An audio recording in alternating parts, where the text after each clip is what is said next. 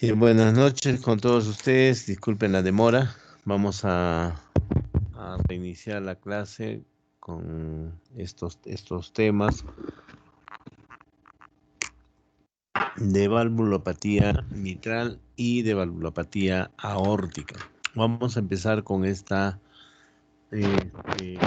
válvula mitral, que es muy importante para nosotros porque se encuentra entre la aurícula izquierda y el ventrículo izquierdo. Es una válvula que tiene dos comisuras y tiene cuerdas tendíneas y tiene músculos pectíneos en donde se adosan estas cuerdas tendíneas para que en el momento de la diástole se relajan estos músculos y se abre los velos de la válvula mitral para que pase la sangre desde la aurícula izquierda hacia el ventrículo izquierdo. Y cuando se produce una sístole ventricular izquierda, la fuerza con la que ejerce la presión el ventrículo izquierdo hace que se eyecte sangre hacia la aorta, pero también se dirige hacia la válvula mitral, haciendo que ésta se cierre bruscamente con esta presión que se ejerce de aproximadamente 110, 120 milímetros de mercurio, y estas cuerdas tendinosas, conjuntamente con los músculos pectíneos, se tensan y hacen de que la sangre no ingrese a la aurícula izquierda y siga su trayecto por la válvula aórtica que se abre en el momento sistólico. Bien, aquí están viendo ustedes el aparato valvular mitral con su valva anterior y su valva posterior. Tiene las cuerdas anteriores de esta válvula mitral y las cuerdas posteriores. Estas cuerdas anteriores y posteriores se unen, sobre todo la posterior, al músculo papilar posterior y la cuerda anterior al músculo papilar anterior. Por lo tanto, en el momento sistólico, estas cuerdas se tensan y este músculo tiene que soportar esa tensión de la presión que se encuentra dentro de la cavidad ventricular. Esta diapositiva no salió muy bien. Eh, el concepto de estenosis mitral, cuando hablamos de estrechez de la válvula mitral, generalmente es de origen reumático. Ustedes ven que la alteración que se presenta en la válvula va a hacer de que el chorro de sangre que ingrese de la aurícula izquierda al ventrículo izquierdo se haga con mucha turbulencia. Por lo tanto, hablar de estenosis mitral es el conjunto de cambios funcionales y clínicos que acompañan a la reducción del área valvular mitral. La etiología reumática en casi el 95% y afecta preferentemente a las mujeres. Aquellos pacientes que han tenido problemas de faringitis o amigdalitis pueden en algún momento tener un problema de fiebre reumática y hacer de que la válvula mitral comience a enfermarse. Esto ya es un problema porque va a disminuir el área valvular mitral. Aquí están viendo que normalmente el área valvular mitral debe estar entre 4 a 6 centímetros cuadrados. Cuando esta área mitral disminuye, se produce una resistencia al vaciamiento de la aurícula izquierda. Por lo tanto, hay una diferencia de presión diastólica entre la aurícula izquierda y el ventrículo izquierdo.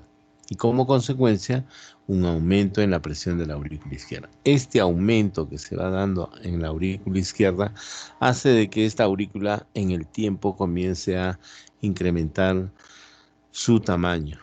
Y vamos a ver algunas de las características ya de la aurícula izquierda a través del electrocardiograma o a través de la ecocardiografía, cómo uno puede sospechar que la aurícula izquierda está crecida. Pero esto es lo que pasa, como no hay un pasaje adecuado, no se abre bien esa válvula, se produce este tipo de aumento de presión en esta zona. La estenosis mitral de tipo reumática es una evolución, tiene una evolución tardía, va disminuyendo el área valvular entre que normalmente hemos visto entre 4 y 6 centímetros, va disminuyendo por la esclerosis que se produce en esta calcificación en la válvula mitral, como están viendo en esta diapositiva. Hay sobrecarga del ventrículo de la presión del ventrículo derecho, hay hipertensión pulmonar reactiva debido al aumento de la presión que se está ejerciendo en la aurícula izquierda. Por lo tanto, cuando uno tiene una clínica de una estenosis valvular mitral, existen síntomas secundarios a congestión pulmonar. El aumento venocapilar que van a ver hacen que, por aumento de la presión a nivel de la aurícula izquierda, hace que se congestionen los pulmones. Puede haber sangrado, que se llama hemoptisis, y llegar al extremo de tener un edema agudo pulmonar, cuando son problemas de una sobrecarga de líquidos a este nivel. Por lo tanto, va a haber un aumento en la presión de la arteria pulmonar y una insuficiencia cardíaca derecha. El paciente va a tener síntomas como anorexia, dolor abdominal, dolor tipo anginoso, sobrecarga del ventrículo derecho con mucha fatiga, y puede haber hasta caquexia por el gasto cardíaco que está disminuyendo.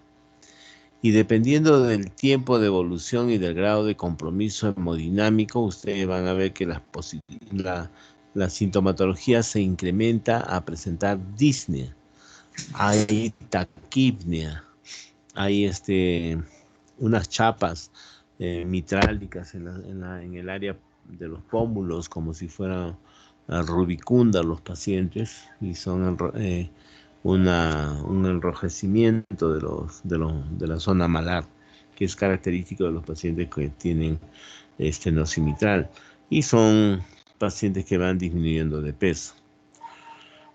En el cuello puede haber pulso carotídeo normal o pulso pequeño. Puede haber en algunos casos arritmia tipo fibrilación auricular, pero ustedes van a encontrar en los pacientes que tienen larga data en el tiempo de esta lesión de la estenosis mitral.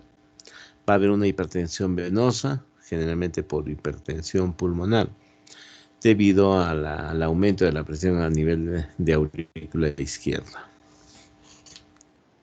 Bien, entonces, a nivel de la auscultación, ustedes van a encontrar impulso del ventrículo derecho por crecimiento de y se palpa eh, la palpación del latido de la arteria pulmonar cuando uno coloca la mano en el segundo espacio intercostal izquierdo. Hay un primer ruido cardíaco intenso.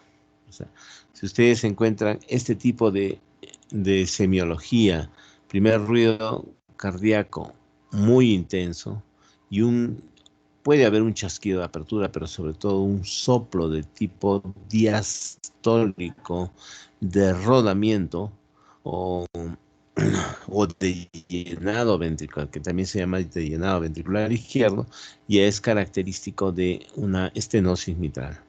Por lo tanto, nosotros podemos llegar a ese diagnóstico clínico solamente con la auscultación. Primer ruido incrementado, soplo diastólico de llenado ventricular izquierdo que se escucha en la zona del ápex. Puede haber un refuerzo presistólico en ritmo sinusal. Puede haber un soplo sistólico de eyección pulmonar en los casos de hipertensión pulmonar que se escuchan bien en la zona del segundo espacio intercostal izquierdo.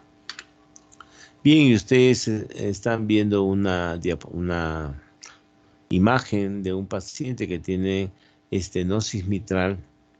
Vean ustedes la fascia de estos pacientes abotagada, y esta zona que están viendo, que es una área área malar que está enrojecida en la nariz también hay un enrojecimiento de un color vinoso, que es característico de los pacientes que tienen estenosis mitral. La mortalidad en estos pacientes es alrededor del 50-60%. Muchos de estos pacientes que tienen estenosis mitral eh, leve pueden pasar asintomáticos o con ligeros síntomas en un porcentaje bastante alto. La limitación funcional en este grupo de pacientes se reduce a aproximadamente de un 10%. Y otros pacientes que tienen ya hipertensión pulmonar prácticamente vemos en aquellos que son crónicos.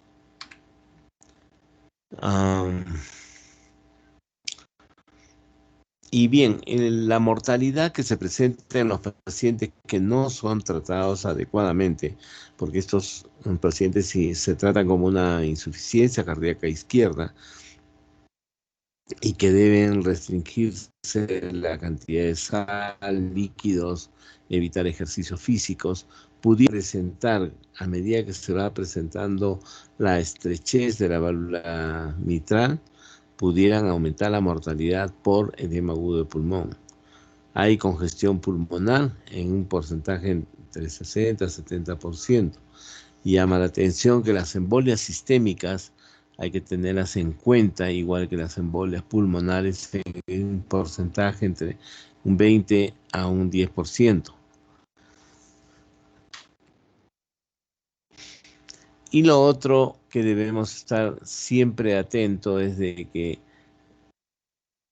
no es tan difícil poder diagnosticar un paciente que tiene una estenosis mitral, porque vamos a encontrar un paciente que tiene facies características, son delgados, tienen signos de bajo gasto, hay taquicardia, ¿qué más? Y cuando uno lo examina puede encontrar esta signología importante. El electrocardiograma nos puede mostrar un ritmo de tipo normal con una onda P, que es un poco más ancha, que se llama P de tipo mitral, que nos indica crecimiento auricular izquierdo.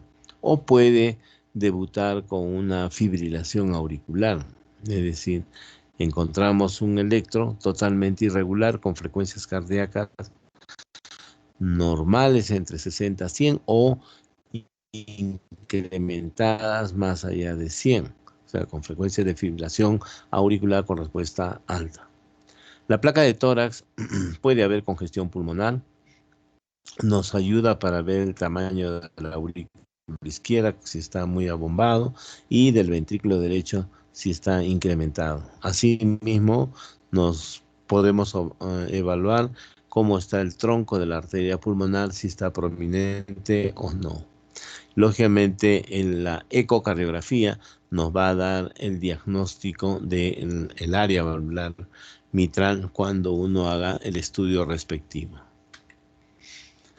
Y aquí estamos observando en esta vista cómo es la onda P. Normalmente la onda P debe tener un tiempo de 0.06 de segundos a 0.11 de segundo con una altura de aproximadamente menos de 2.5 milímetros de altura.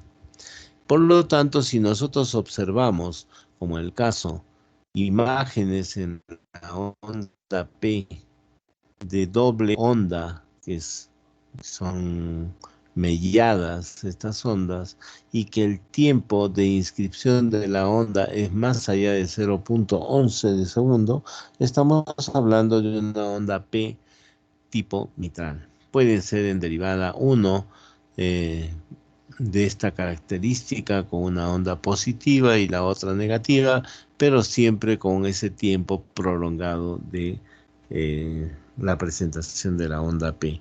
Lo que nos está hablando de que existe una P de tipo mitral.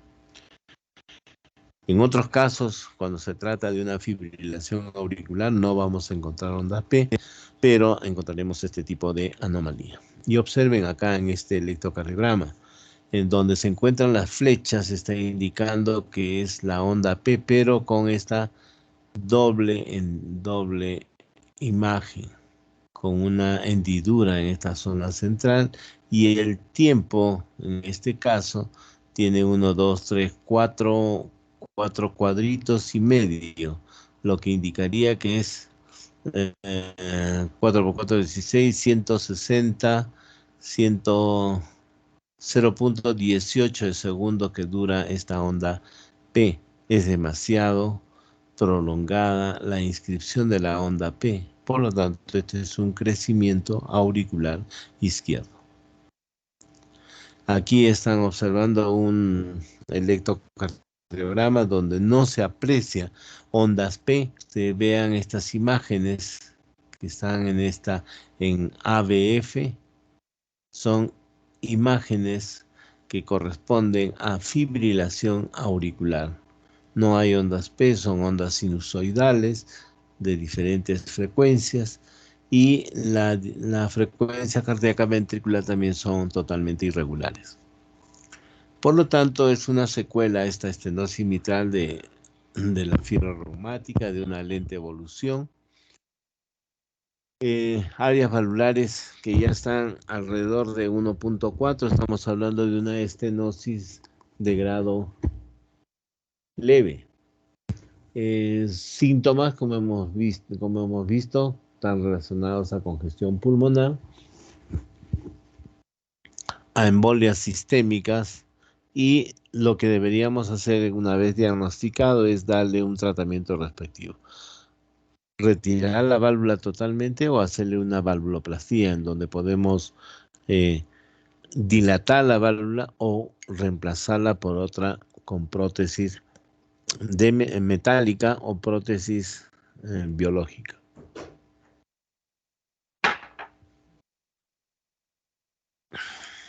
Aquí solamente para indicar cómo la estenosis mitral va a aumentar la presión de la aurícula izquierda, y por lo tanto esta presión en forma retrógrada hace que se produzca un aumento de la presión en el capilar pulmonar y va a dilatar la aurícula izquierda. Y cuando hay un aumento de la presión del capilar pulmonar, va a haber congestión a nivel pulmonar, puede haber un síntoma que es la disnea en estos pacientes, debido a que puede haber una congestión mayor a nivel del lecho pulmonar. Cuando va incrementándose la aurícula izquierda por este aumento de las presiones, son posibles formadores de trombos intracavitarios y puede generar incluso la fibrilación auricular. Entonces tengan en cuenta que esta presión de aurícula izquierda es la que determina síntomas como disnea y formación de posibles trombos por arritmia de tipo fibrilación. Y aquí están viendo una placa radiográfica en donde ven bastante congestión pulmonar bilateral, más de compromiso del pulmón del lado derecho y del lado izquierdo en su tercio medio y un poco superior. Esta es la silueta radiológica del corazón. Está viendo que es un corazón un poquito grande, con una aurícula del lado derecho un poco incrementado. Y cuando acá estamos haciendo un estudio ecográfico, cuando se mide por planimetría el área de la válvula, se ve todo este borde que tiene que dibujarse y nos puede dar el área de la apertura valvular mitral. Entonces, si normalmente el vaciamiento de la aurícula izquierda hacia el ventrículo se hace en el momento diastólico, en esta cantidad, con la apertura adecuada de estas válvulas sigmoideas, perdón, las válvulas auriculoventriculares, ustedes encuentran cuando hay una estrechez, el chorro que tiene que eyectar de la aurícula o vaciarse de la aurícula izquierda al ventrículo izquierdo, va a pasar en forma muy pequeña, y por lo tanto esta aurícula va a hipertrofiarse, va a crecer para que pueda vaciarse totalmente hacia el ventrículo izquierdo. Bien, ustedes están viendo una serie de rugosidades que se presentan en estas hojas, la hoja anterior y la hoja posterior, en una estrechez valvular que lo ven ustedes a través de la ecografía, como la válvula mitral en su hoja anterior es un poco más hiperrestringente, así como la hoja posterior. Por lo tanto, estamos con una estenosis válvula mitral. Una de las medidas del Doppler, una vez que pasa a que se coloca el Doppler a nivel de la válvula mitral, vamos a encontrar esta pendiente un poco rectificada. Cuanto más rectificada esté, más disminuida estará el área valvular mitral. Se saca por esta pendiente que de medida por tiempo de hemipresión nos da el área, en este caso 0.8 centímetros cuadrados. Si este es el área de esa valvulita, esta paciente tiene que ser operada o tiene que hacerle una válvuloplastía. Otras veces la válvula no necesariamente puede estar estrecha, puede ser una válvula normal. Sin embargo, existe una tumoración en el interior de la aurícula izquierda que en el momento de la diástole, esta protruye hacia hacia el ventrículo izquierdo y funciona como si fuera una obstrucción de la salida de sangre de la aurícula hacia el ventrículo izquierdo. Bien, entonces, ¿qué es lo que debemos hacer en estos pacientes? ¿Qué tratamiento? Hay plastías que se llaman comisurotomías mitrales percutáneas, cuando las válvulas mitrales están alrededor de 1.5 centímetros cuadrados. Y hay sintomatología de disnea, de dificultad para poder caminar.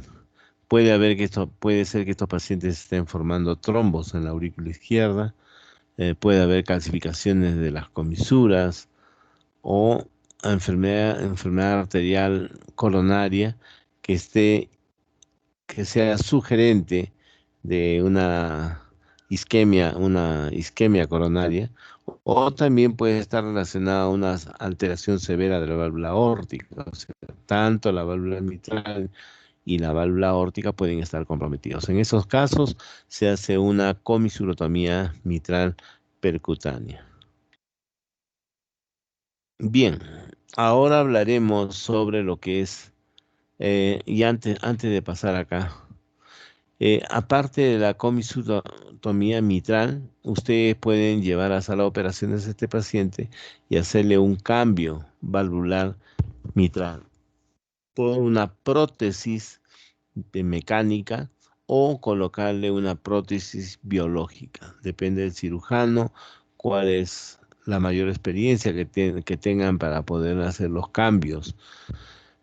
Si fuera una prótesis biológica, se puede tener un aproximado de éxito en un rango de 8 años a 10 años, pero posteriormente se van a obstruir estas válvulas y por lo tanto va a tener que ser cambiada esa prótesis biológica.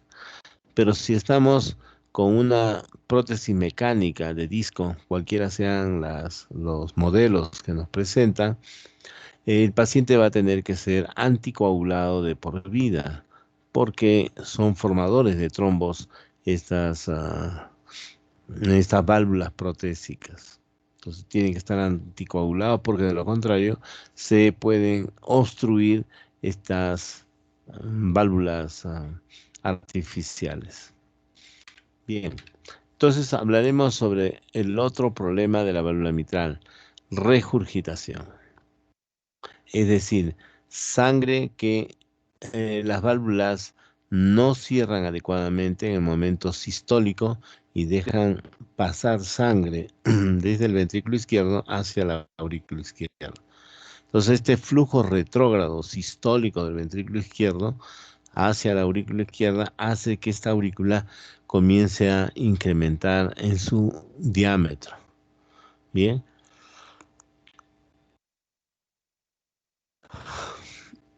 Existen varios tipos, el 1, 2, 3, dependiendo si la dilatación o deformación anular o perforación de la válvula se está dando, o si la movilidad es excesiva a nivel valvular, o que hay un movimiento restringido de las válvulas en diástole y en sístole.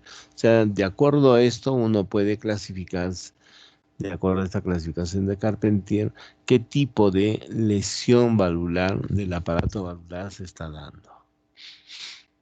¿Y cuáles son las causas de insuficiencia? Pacientes que tienen prolapso de la válvula mitral pueden llegar a tener insuficiencia mitral. Este prolapso hace que la hoja anterior generalmente haga un codo hacia el interior de la aurícula izquierda. Y por lo tanto, en el momento sistólico se pronuncia más esta deformación y puede ingresar por debilidad de esta válvula, deja pasar sangre hacia la aurícula izquierda. La otra es la fiebre reumática que, al igual que da estenosis valvular mitral, en este caso no hace de que la válvula no pueda cerrarse lo normal que debe hacer y por lo tanto deja pasar sangre desde el ventrículo izquierdo a la aurícula izquierda. Un infarto de miocardio. Cuando existe un infarto y que ocurre a nivel de los músculos papilares, ustedes van a encontrar que el paciente con la característica típica de dolor en el pecho, de sudoración, va a tener de inicio súbito un soplo de tipo sistólico, un soplo de tipo piante musical. Eso nos está indicando de que existe una ruptura de las cuerdas tendíneas y cuando uno le hace el estudio ecocardiográfico uno encuentra que se trata de una regurgitación de sangre hacia la aurícula izquierda por lesión de las cuerdas tendinosas. Puede haber daños en el tejido de las cuerdas, puede haber incluso una endocarditis bacteriana, una infección que hemos hablado y que se asienta en las válvulas en la válvula mitral o en las cuerdas tendíneas y que va destruyendo paulatinamente este aparato valvular. Si es así, ustedes van a tener insuficiencia de tipo mitral. ¿Cuáles son las complicaciones que se presentan en estos pacientes? Sobre todo aquellos que hacen fibrilación auricular, los problemas cardioembólicos son bastante frecuentes.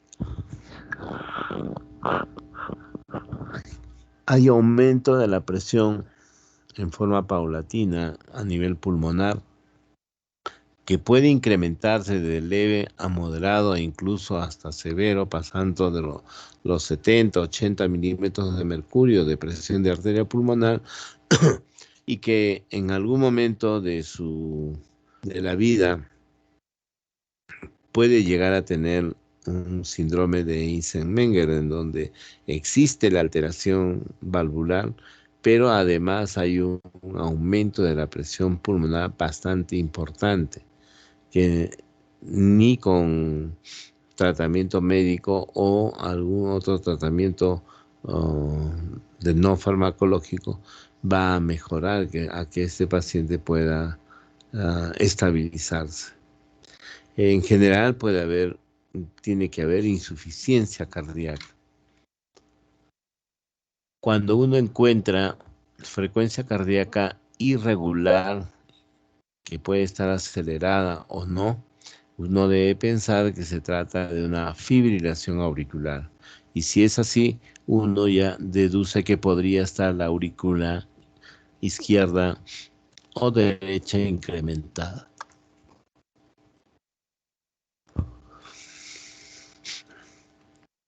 Insuficiencia cardíaca.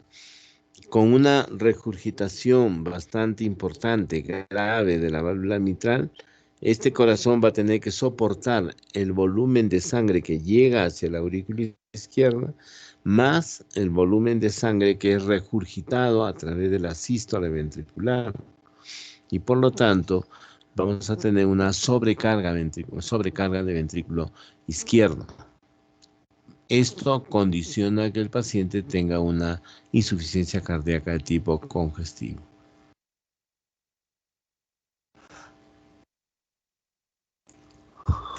Los síntomas en estos pacientes: palpitaciones, hacen alguna actividad y se están quejando de latidos bastante rápidos, problemas neurológicos por embolismos, pérdida súbita de la visión cuando hay embolismos a nivel ocular. Puede haber difonía, afonía por compromiso del nervio laringo recurrente. Aquí tienen una serie de datos en donde hablan de la etiología, la fisiopatología en la insuficiencia crónica, en la aguda. Sobre todo en la aguda hay que tener mucho cuidado porque estos pacientes pueden hacer cardioembolias por sobrecarga brusca a nivel de las cámaras cardíacas. Y las manifestaciones clínicas, lógicamente, astenia, dinamia, fatiga, pérdida de peso, caquexia. En aquellos pacientes que hacen congestión pulmonar van a desarrollar disnea, ortopnia y edema agudo de pulmón. Nuevamente ustedes ven un corazón de la válvula, una placa radiográfica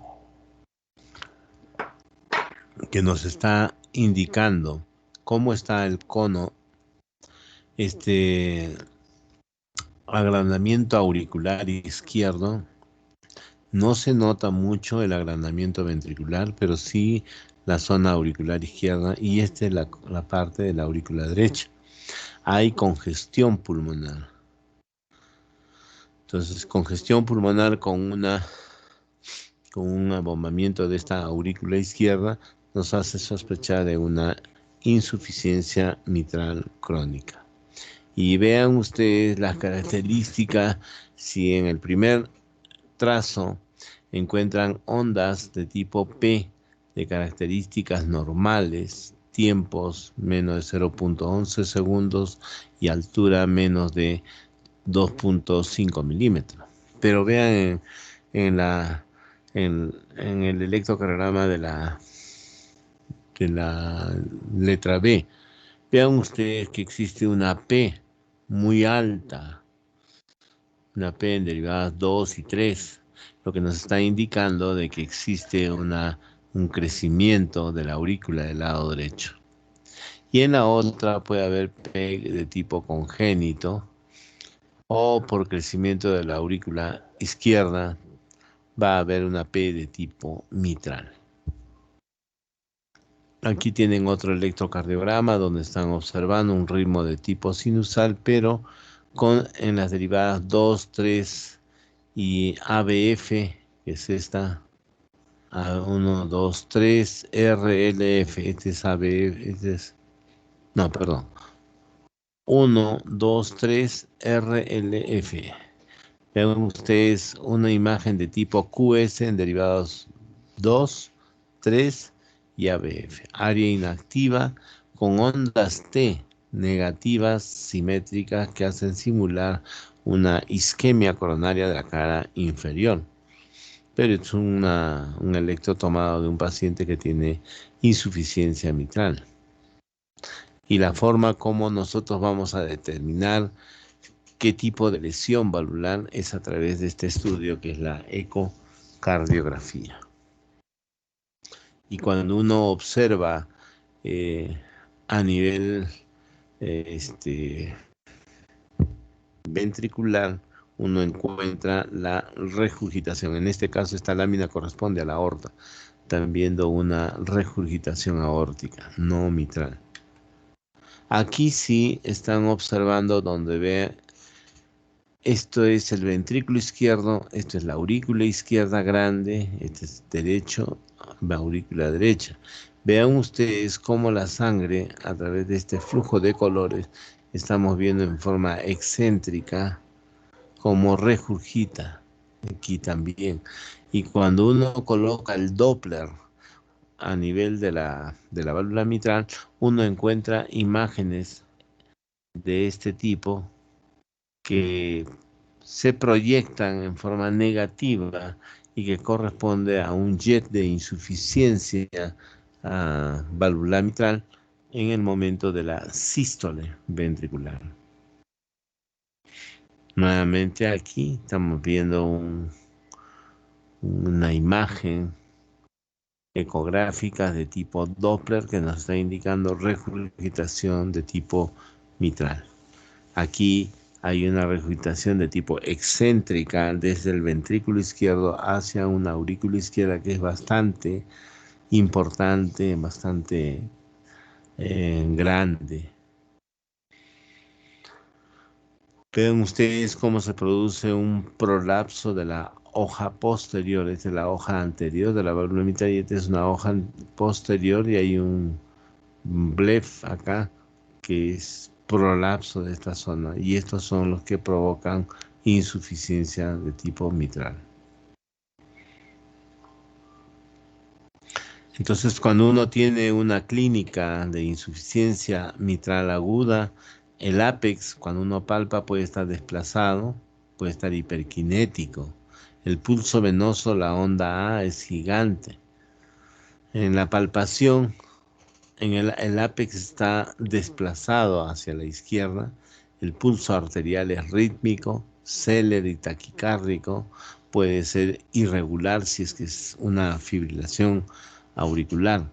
Y cuando ustedes escuchen los latidos de este corazón, van aparte que pueden ser irregulares si es que hay fibrilación.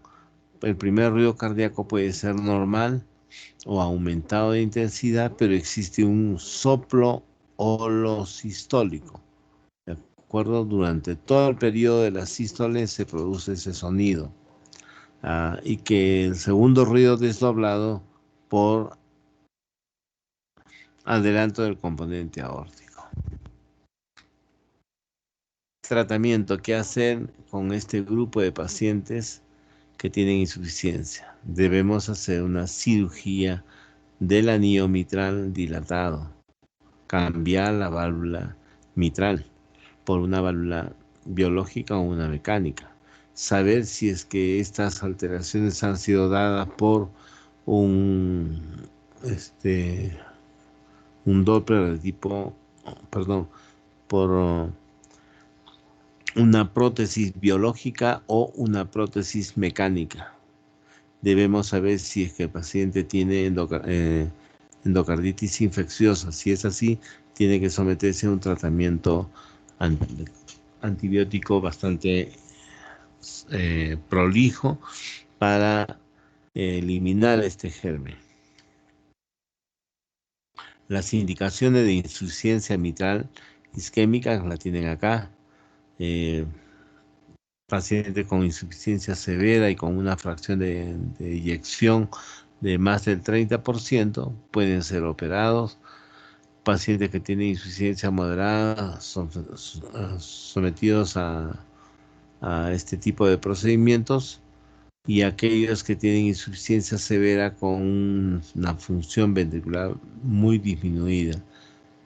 Estos pacientes tienen que llegar a hacer una revascularización de las arterias afectadas, si es que es una coronaria derecha o una coronaria izquierda, tienen que colocarle stent coronarios o hacerle bypass si es que necesitan antes de hacer el cambio valvular, porque el pronóstico en ellos es bastante sombrío. Y están viendo ustedes de cómo se hacen las operaciones a distancia. Están viendo un personal altamente entrenado que con un robot que es esta máquina que están viendo aquí. Con esta de aquí están ingresando a la caja torácica para poder hacer la cirugía, pero quien está manipulando esta robótica no está en ese quirófano, está en otro lugar, en otro país o en otro departamento. Y solamente por robótica, por una serie de imágenes, puede hacer el cambio valvular mitral. Muy bien, hasta aquí completamos la parte de válvula mitral. Aquí les estoy dejando algunas preguntas que van a ser necesarios para poder entender eh, en el examen. O sea, si hay un evento de conjuntos que ocurren en la estenosis mitral, consideren una fibrilación auricular. ¿Qué cosa es el síndrome de Barlow? Viene a ser el prolapso de la válvula mitral y así. Lean ustedes estos 6 puntos que son de bastante interés. Muy bien, hagamos una pausa para poder seguir con la parte de valvulopatía aórtica.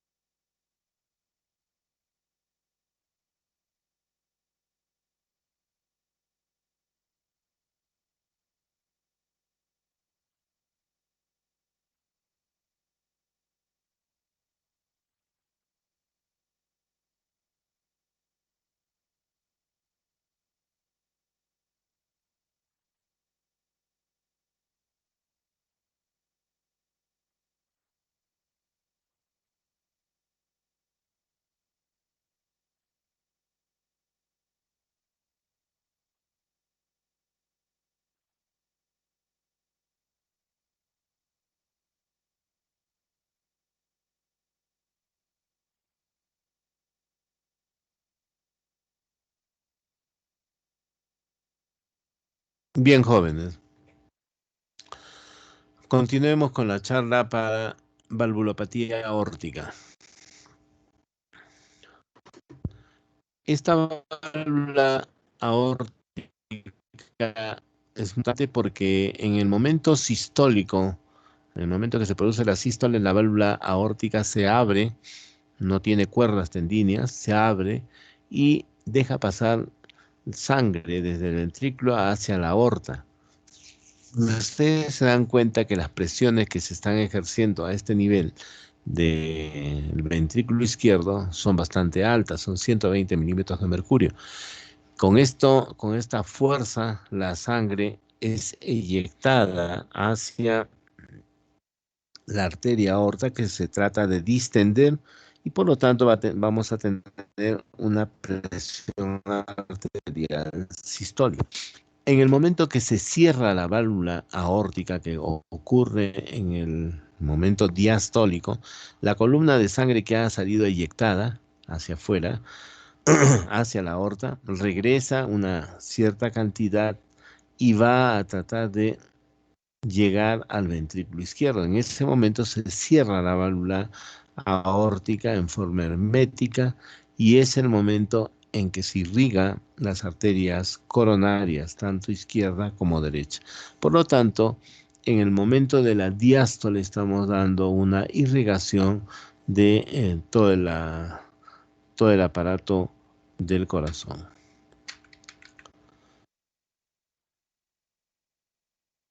Bien, si nosotros tenemos un paciente que tiene una alteración de la válvula aórtica, nos puede dar síntomas parecidos a los cuadros coronarios.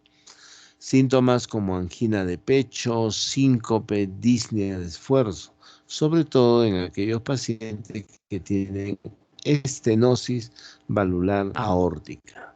La angina es el síntoma más frecuente en estos pacientes.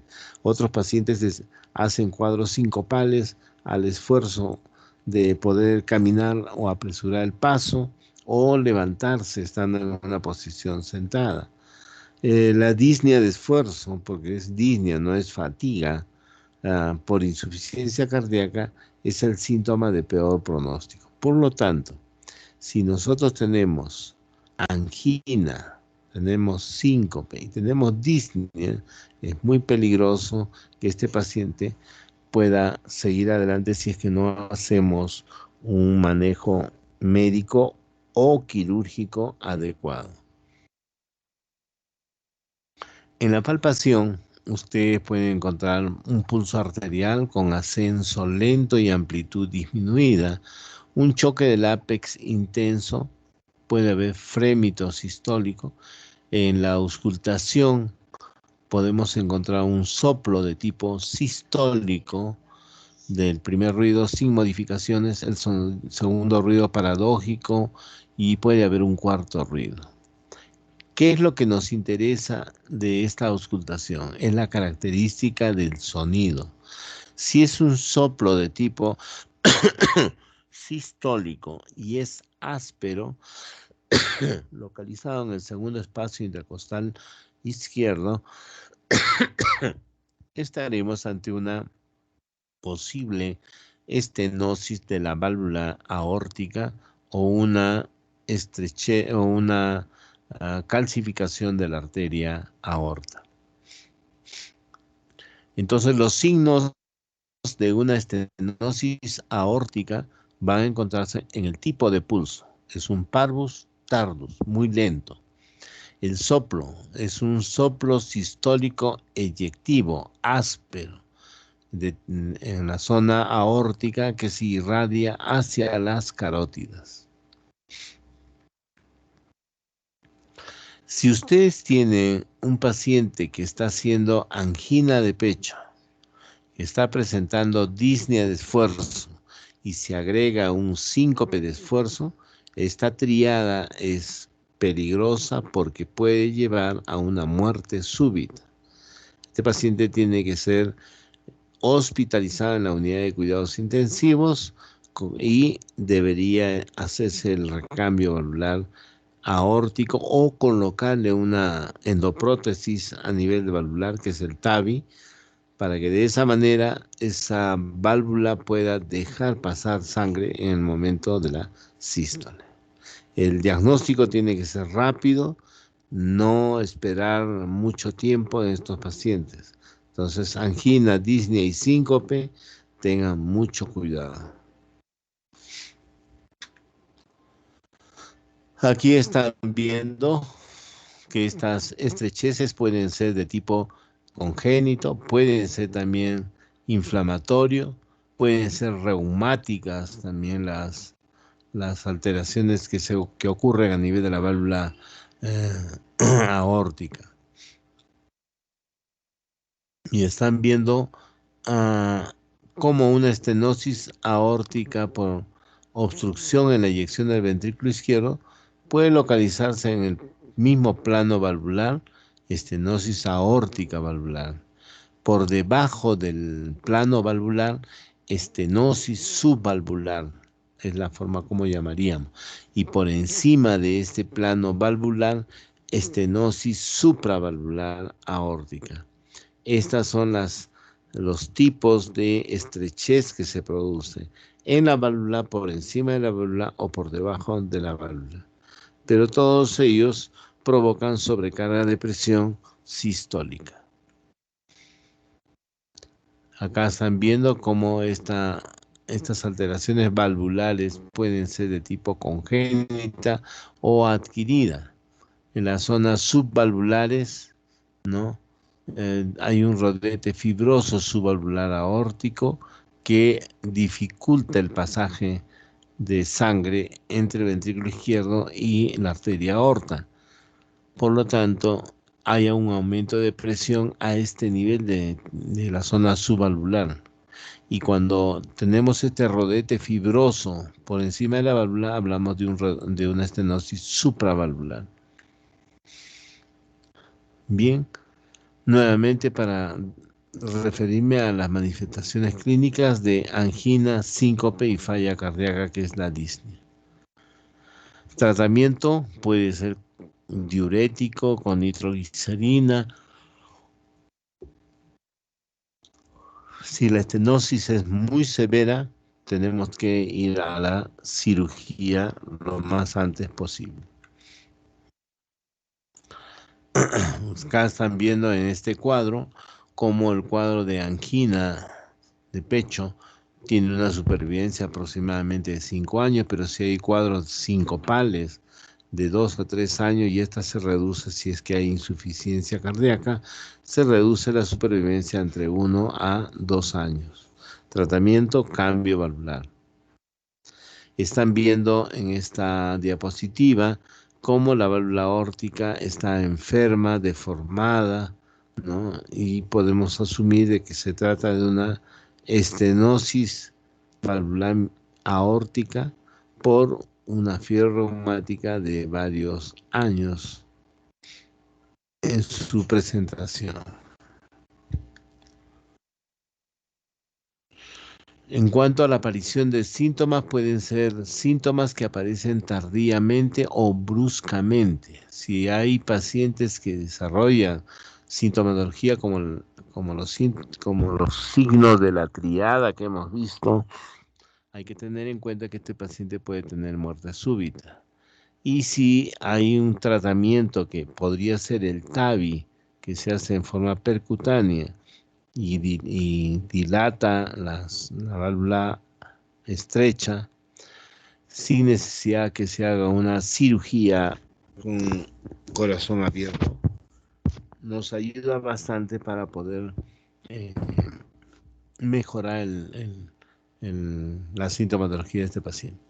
Por lo tanto, el tratamiento se basa en una profilaxis de una endocarditis, si es que hay, valvulotomía percutánea, y sustitución valvular en el caso de una cirugía que corresponde a una estenosis bastante severa de la válvula aórtica, con áreas de menos de 0.6, con gradientes severas mayores a 60 milímetros de mercurio, está indicado la cirugía en estos pacientes.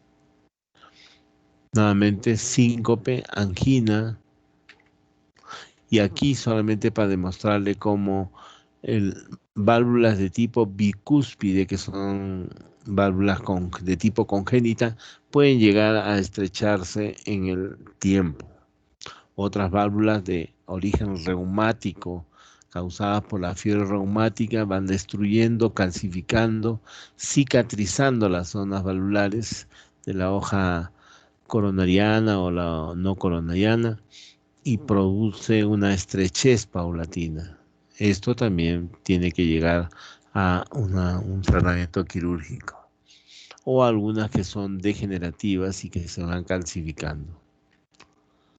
Aquí están observando un fonocardiograma donde el primer ruido cardíaco en la letra A, ustedes el primer ruido cardíaco lo encuentran de esta intensidad y un segundo ruido cardíaco en este punto.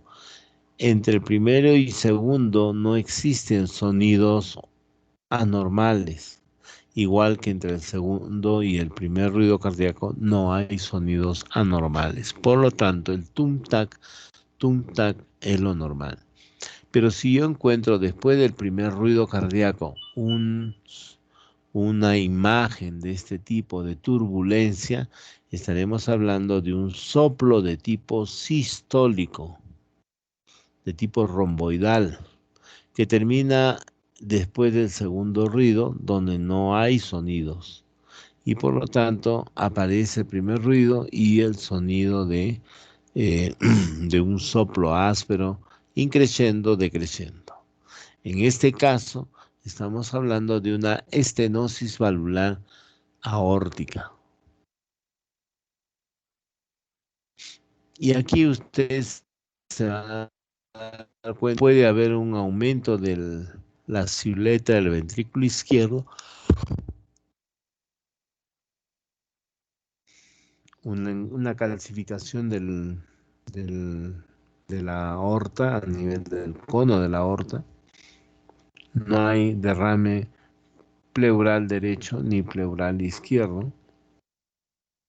Y en el electrocardiograma, una de las cosas que nos llama la atención en pacientes con estenosis aórtica es el signo de zócalo positivo. Vean ustedes las precordiales. Las precordiales B1, B2, B3, B4, B5, B6. Las ondas S en B1 y B2 son muy profundas y las ondas R en B5, B6 son bastante amplias. La suma de ambos, tanto de B1 con B5 o B2, la S con B6, por ejemplo, si esta suma excede a 35 milímetros, estaremos hablando de hipertrofia ventricular izquierda, cosa que se ve en este otro electrocardiograma que tiene ritmo de tipo sinusal con frecuencia de 100 latidos por 100 ciclos por minuto promedio. Y vean ustedes que acá existen ondas R muy prominentes en B4, B5 y B6 que hablan de una hipertrofia ventricular izquierda. Aquí están viendo ángulo del QRS que se desvía a la izquierda, ondas R altas, derivadas 2. Este es D2, 3, RLF, ondas R altas en D2, en ABF, en B6, ondas S profundas en B1, B1, B2. Por lo tanto, una estenosis valvular sintomática a través de los estudios de ecografía y de prueba de esfuerzo podemos nosotros determinar si este paciente debe ir a cirugía o puede esperar. Las velocidades máximas normales para la eyección a nivel de la válvula aórtica están alrededor de 1.8 centímetros por segundo. Si yo encuentro una velocidad de más de 1.8, nos estará hablando de una estrechez. En este caso, si vemos una velocidad de más de 4 metros por segundo o 40 centímetros por segundo, estamos hablando de una estenosis importante, que puede tener calcificación valvular, puede haber un aumento rápido de la velocidad. Son equipos que se llaman ecocardiógrafos con alta resolución, que tienen morfologías de tipo M, de tipo bidimensional, como el que estamos observando en la pantalla, y que además hay imágenes para Doppler pulsado y Doppler continuo.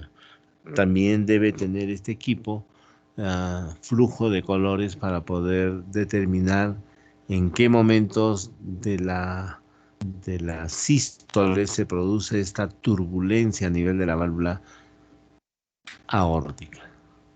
Por lo tanto, en la ecografía existen características ecográficas de la válvula aórtica.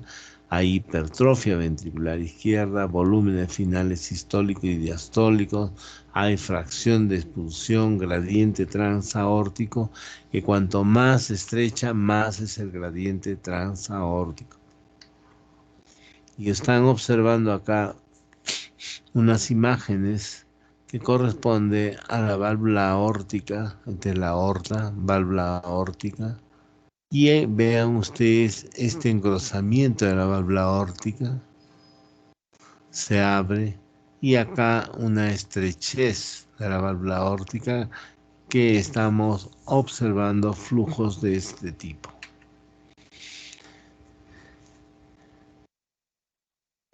Bien, cuando las velocidades del flujo de aorta pasan más allá de 1.8 metros por segundo, ya nos están hablando de una estrechez de la válvula aórtica. Y aquí tienen imágenes del flujo de color, flujo continuo. Por ejemplo, el flujo de pico de 3.6 metros por segundo, otros que tienen el flujo pico de 4.3 y otros que tienen más de 4.5.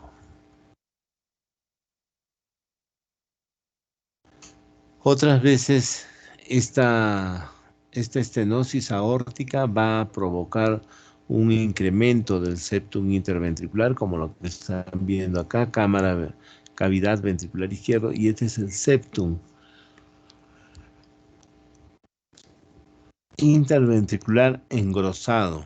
Por lo tanto, aquí hay una hipertrofia ventricular del septum como consecuencia de una estrechez valvular aórtica.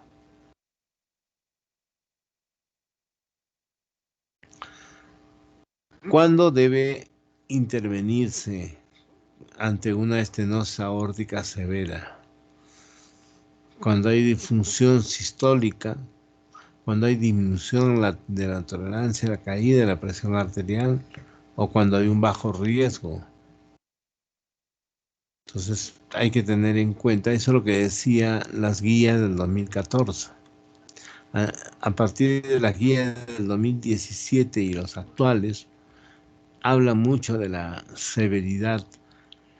Si estas válvulas ya están en áreas de 1 centímetro o menos de 1 centímetro, estos pacientes tienen que ir a ser operados. Hay dilataciones que se hacen cuando tienen ustedes una estenosis aórtica, que puede ser por vía transfemoral, perforando la aorta, o transapical. Lo más frecuente es a través de un catéter que se introduce a través de la arteria femoral, se llega hasta la zona de la válvula aórtica y se coloca este tipo de balón. Se insufla el balón y se va dilatando esta válvula aórtica. Hablemos de insuficiencia aórtica. Estos pacientes pueden tener disnea de esfuerzo, pueden tener ortopnea o en las noches pueden levantarse con dificultad para respirar, que es la disnea paroxística nocturna. Hay una sensación de golpeteos, de palpitaciones, y cuando uno ausculta a estos pacientes van a escuchar un soplo de tipo diastólico. Lo escuchan en el segundo espacio intercostal izquierdo o derecho, pero en diástole. Es un soplo de tipo aspiración, aspirativo.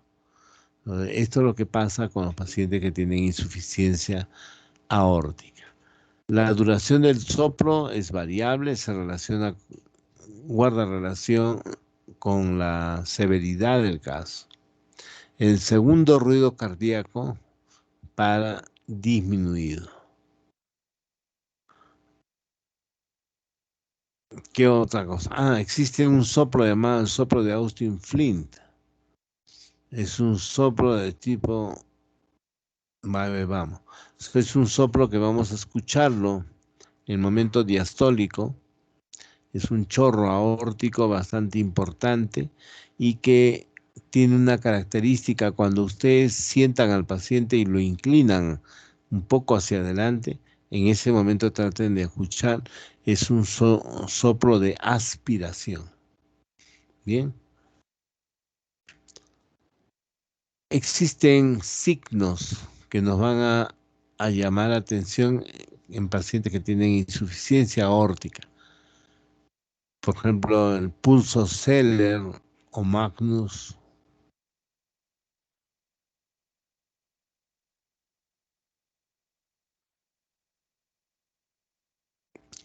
Veamos.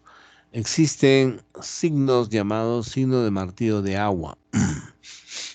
Hay otro signo de Traube, de Durossier, de Müller, de Quink. Cuando ustedes um, miran el lecho ungueal y ven que existe una pulsación, están ante un signo, el signo de Quink. Hay otros signos que ustedes van a encontrar como las del movimiento de la cabeza hacia adelante, que es un signo de Traube. Ustedes se encuentran que el paciente siempre está moviendo la cabeza, nos puede indicar de que se trata de una insuficiencia aórtica bastante importante. Entonces, una amplitud exagerada del pulso arterial podría significar de que se trata de una insuficiencia aórtica. El soplo es de tipo holodiastólico, aspirativo. En el electrocardiograma puede haber una hipertrofia ventricular izquierda y en la placa radiográfica puede estar con una cardiomegalia o con signos de congestión pulmonar. Pueden pasar muchos años, como dice acá la diapositiva, estando asintomáticos y habiendo dilatado el ventrículo, y debutan con palpitaciones. Después aparece la disnea con la insuficiencia cardíaca y al final, cuando hay mucha regurgitación, puede llegar la angina de pecho. Y por lo tanto, como ven acá, el llenado coronario de las arterias coronarias a través el llenado coronario se ve bastante comprometido y produce una angina de pecho. Nuevamente tienen ustedes el periodo sistólico y el periodo diastólico. En este caso, ahí puede haber un soplito de tipo aórtico, pero lo que más llama la atención es la regurgitación de aórtica con este soplo diastólico en aspiración.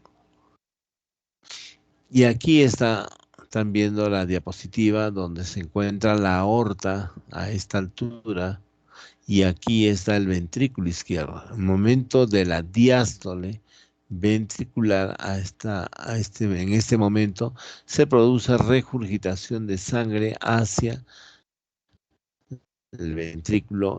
Otros diagramas como ecografías tridimensionales o bidimensionales están viendo cómo la sangre pasa desde la zona aórtica hacia el ventrículo izquierdo, provocándose una insuficiencia aórtica importante.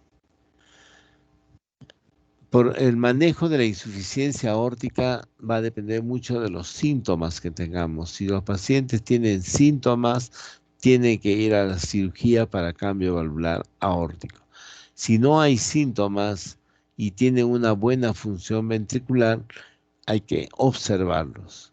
Pero si no tienen síntomas y la función cardíaca está deprimida, en ese caso tiene que ir a ser hospitalizado y a estudiar el caso. En el tratamiento, ustedes pueden utilizar, definitivamente hay que hacerle una profilaxis de endocarditis, Pueden utilizar inhibidores de enzima convertidora, vasodilatadores o tratamiento con cambio valvular aórtico. Y ustedes van a encontrar cómo en el Doppler existen unos flujos anormales. Este es el momento de la sístole ventricular. La sangre está saliendo por la aorta, pero en el momento diastólico, donde no debería haber flujos anormales, ven que este flujo regresa hacia la zona del volumen muestra y están observando que existe una regurgitación aórtica importante. Muy bien, ha sido una charla bastante maratónica, hablando sobre estrechez mitral y aórtica y sobre insuficiencia mitral y aórtica. Aquí les dejo algún cuadro clínico y algunas preguntas para que ustedes puedan desarrollarlos con respecto a lo que es válvula mitral y válvula aórtica. ¿Alguna pregunta del auditorio, por favor?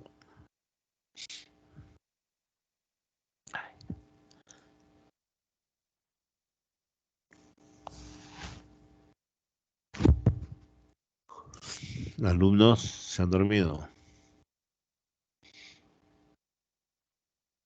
Se le escucha, doctor. Creo que no hay preguntas al respecto. Bien.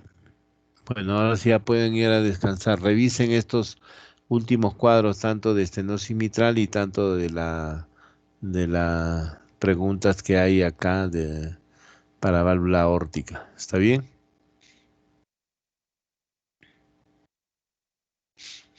Está bien, doctor. Muchas Bien. gracias. Cerramos la charla y muchas gracias por su atención.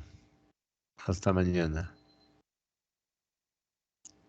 Gracias, doctor. Hasta mañana.